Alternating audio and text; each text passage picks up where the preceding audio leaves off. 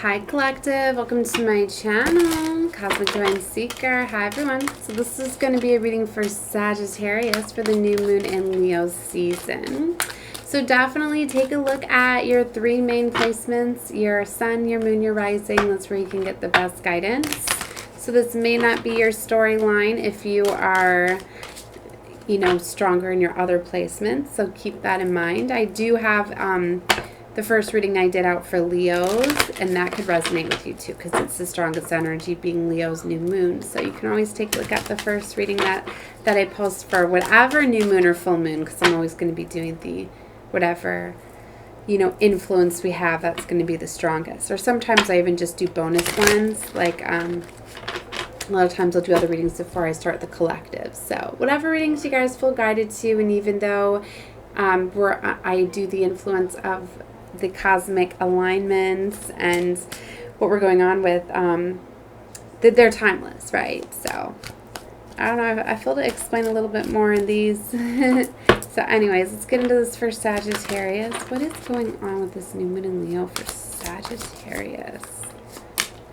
The Wheel of Fortune, your first card out. Wow. High Priestess. I love this time of the year because following Lionsgate, everybody has enlightenment. Look at that. Look at how powerful you are. You're realizing all of your gifts and your abilities that you have. You're manifesting something new.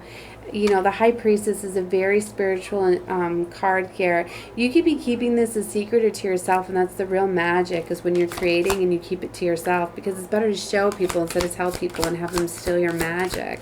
And I think you know that. Nine of Swords, you're processing something here. Maybe it's because you're realizing that you're really creating something, and you're worried about maybe what people are going to think or feel, or you're worried about it not working out, or you missing opportunities. Let's keep going here. Let's get the rest of the cards out before I get too much in.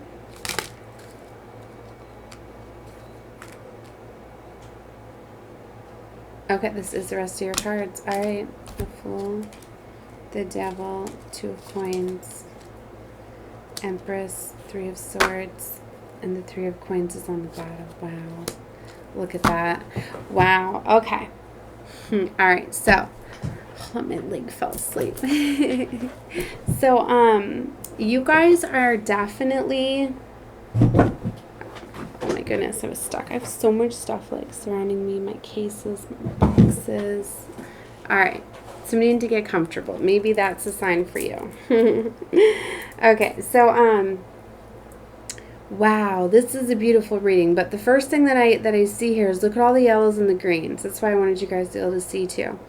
This is a chakra oracle deck, so the big focus here is a lot of these, the energies that is coming out for you, right? So there's strong heart energy with the green, yellow is solar plexus, orange is the sacral, and red is the root chakra, right? So your advice from Spirit's the Fool card here. So you have a new beginning, right? It's higher level of ascensions. So you're being called to take action on that.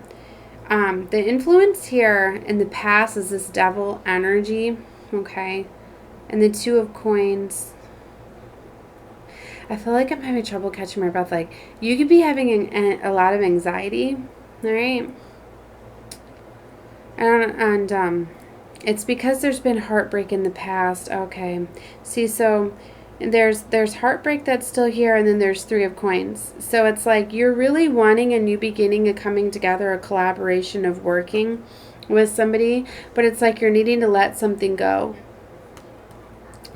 You're needing to let go of, wow, I'm feeling a lot of anxiety with you guys.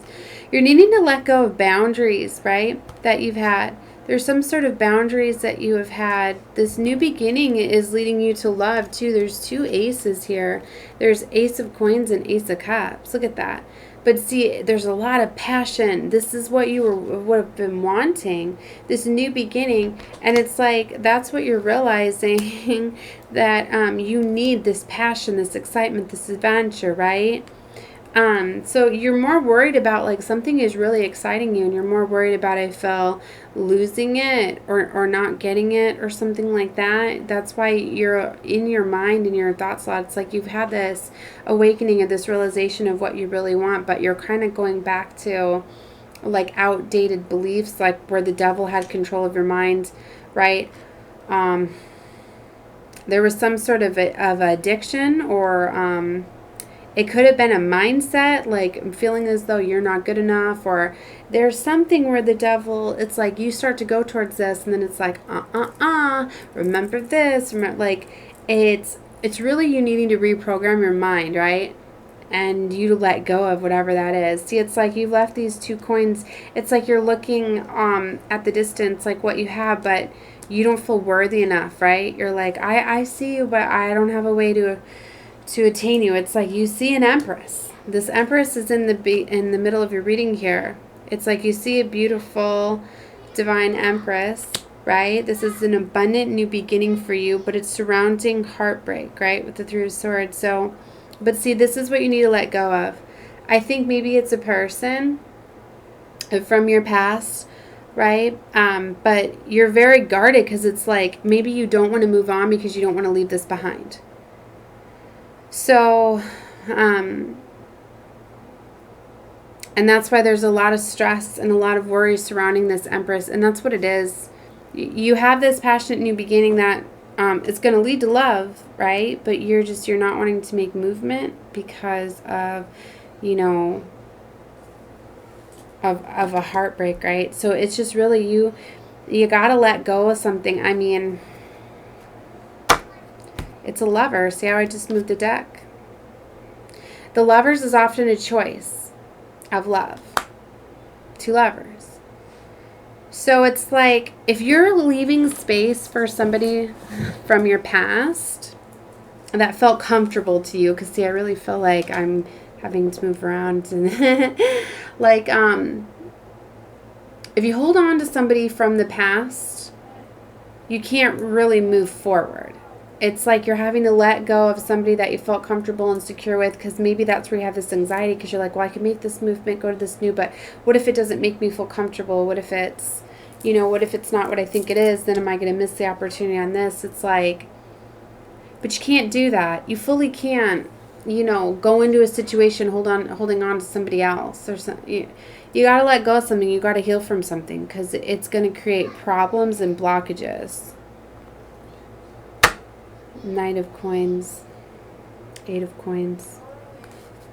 All right. Could be somebody you're meeting around work or something to do with the workplace. I feel this has been slow movement with the Knight of Coins. All right. What else can I'm really feeling this anxiety. I want to release this energy. Like, I get it. It feels uncomfortable. That's why you have to let this go. It's within the mind. The devil often gets you. The devil likes to keep you in fear and like to keep you in that energy. Let's get some advice for this Knight of Swords. 8:18 on the clock as I say that. I really wasn't going to clarify for these either, but I feel like I'm going to for you.